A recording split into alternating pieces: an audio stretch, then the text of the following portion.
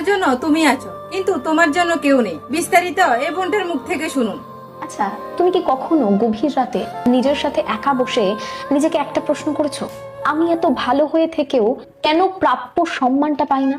কেন আমি সবার জন্য সবকিছু করি, কিন্তু আমার প্রয়োজনের সময় সবাই কেমন অদৃশ্য হয়ে যায়? কেন আমি কাঁদি নিঃশব্দে আর তারা ভাবে আমি খুব শক্ত? কেন আমি ভেঙে পড়ি ভেতর ভেতর আর তারা বলে আমি তো সবটা খুব সুন্দর সামনে নিতে পারি? তুমি কি বুঝতে পারছো? সমস্যাটা তোমার ভালো হওয়ায় না, সমস্যাটা হলো তুমি নিজের শক্তিকে কখনো দেখাওনি। তুমি এতটাই নরম ছিলে যে মানুষ ভাবতে শুরু করেছে তুমি কখনো কঠিন হতেই পারবে না। তুমি এতটাই ক্ষমাশীল যে তারা ভাবতে শুরু করেছে তুমি কখনো দূরে সরে যাবে না। তুমি এতটাই সহজ ছিলে যে তারা ধরেই নিয়েছে তোমাকে হারানোর কোনো ঝুঁকি নেই। আর ঠিক এখানেই তোমার গল্প বদলানোর সময় এসেছে। শোনো, জীবনের রুলস না বদলালে সম্মান কখনো পাবে না। পৃথিবীটা নিষ্ঠুর না, কিন্তু দুর্বলতাকে ক্ষমা করে না। এখানে দুর্বল মানুষের কোনো জায়গা নেই। তুমি যদি নিজের সীমা নির্ধারণ না করো, মানুষ তোমার সীমা ভেঙে ঢুকে পড়বে। তুমি যদি নিজের কষ্টকে গুরুত্ব না দাও, কেউ তোমার কষ্টকে গুরুত্ব দেবে না।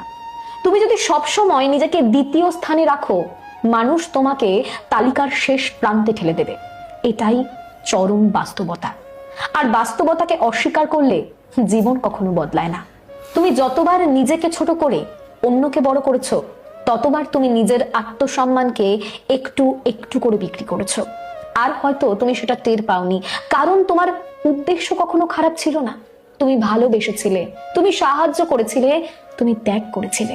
কিন্তু মনে রেখো, ত্যাগ তখনই মূল্যবান যখন সেটার মর্যাদা থাকে। মর্যাদা না থাকলে ত্যাগ কেবল ব্যবহার হয়ে যায়। ভয়ঙ্কর হওয়া মানে কারোর ক্ষতি করা না, ভয়ঙ্কর হওয়া মানে নিজের ভেতরের শক্তিটাকে জাগিয়ে তোলা। এমন শক্তি যা চিৎকার করে না, কিন্তু উপস্থিতি দিয়ে সবাইকে চুপ করিয়ে দেয়।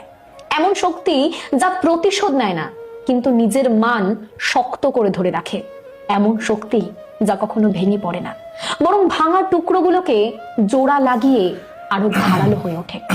তুমি যখন সবকিছু চুপচাপ সহ্য করো, মানুষ ভাবে তোমার আর কোনো সহ্যের সীমা নেই।